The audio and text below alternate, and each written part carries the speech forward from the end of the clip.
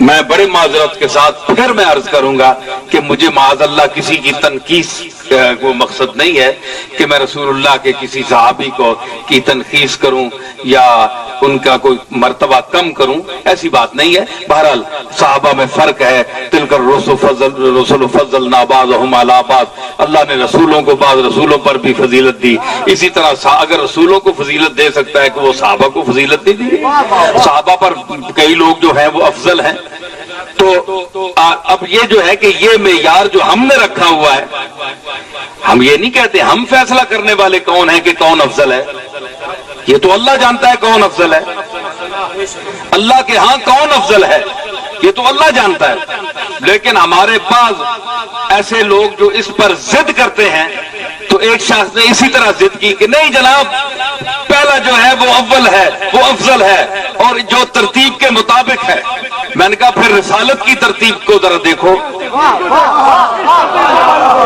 کہ پھر جس کو تم افضل سمجھتے ہو اس کو تو پہلے ہونا چاہیے۔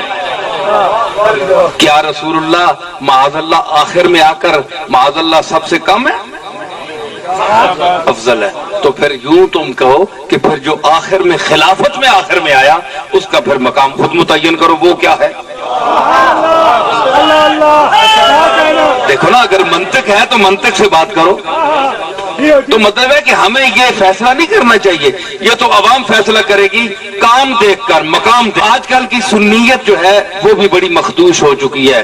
ہمارے جو اہل بیت کے جو ماننے والے سنی حضرات تھے پہلے، میں اپنے دادا پردادا کی بات 100 سال 50 سال پہلے کی کر رہا ہوں، اس میں محبت اہل بیت سے وہ سرشار تھے۔ سمجھ آئی؟ صحابہ کا ادب بھی ہمارے سنا کھپر ہے، ان کا بھی ہم کرتے ہیں، لیکن جو غالب چیز تھی وہ محبت اہل بیت تھی، ٹھیک ہے؟ لیکن آج جو خارجی اثرات ہم پر پڑے ہیں، مثلا یہ جو نئے فرقے سر اٹھا چکے ہیں، اب ان کا یہ خیال ہے کہ آل محمد کو نیچے کیا جائے اور دوسرے طبقے کو اوپر کیا جائے۔ سمجھ آئی نا؟ تو یہ آل محمد سے یہ جو سلوک ہے یہ آج کا نہیں ہے، یہ یزید کے دور سے شروع ہوا ہے، ٹھیک ہے نا؟ تو مطلب ہے کہ آج یہ جو آواز اٹھائی جا رہی ہے تو یہ وہی آواز تو نہیں جو کوفے میں اٹھائی تھی، جو یزید کے لشکریوں نے اٹھائی تھی، جو عبداللہ بن زیاد نے عبید اللہ بن زیاد نے اٹھائی۔ کیا یہ وہی قوم تو نہیں؟ کیا یہ وہی امت تو نہیں آ گئی اس دور میں کہ آج حسین کے نام کے ساتھ وہی سلوک کر رہی ہے؟ حسین کے ساتھ جنہوں نے جان دی، اپنی نثار کیا سب کچھ، آج ان کے ساتھ وہی القاب اور وہی چھوٹے چھوٹے پمفلٹ چھائے کر کے حسین کی عظمت کو گرانے کی کوشش کر رہی ہے، اور یہ کہہ رہی ہے کہ جناب بنو امیہ جو تھے یہ آپس میں بھائی بھائی تھے، ان کی رشتے تھے۔ میں رشتوں کا انکار نہیں کرتا، رشتے ہیں، مگر میں اتنا عرض کرتا چلا جاؤں، رشتوں سے جو رشتے تو قائم رہتے ہیں، رشتہ ایمان جو ہے ظاہری رشتوں سے اس کا مقام زیادہ ہے۔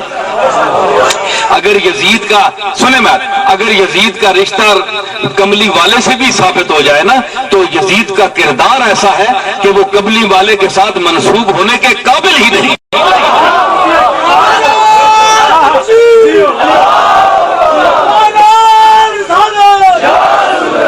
یہ جو میں باتیں کر رہا ہوں یہ میں علی کی محض اندھی محبت میں نہیں کر رہا، اہل بیت کی محض اندھی محبت میں نہیں کر رہا، میں بڑے سوچ سمجھ کر بول رہا ہوں، میں سوچ سمجھ کر بول رہا ہوں، اور میں دیوانوں کی طرح نہیں بول رہا کہ میں ایک عقیدہ آپ کو کہوں کہ آپ یہ ٹھونس لیں چاہے سمجھ آئے یا نہ آئے، نہیں اس کا مانو مانو مانو، نہ یہ بات نہیں ہے۔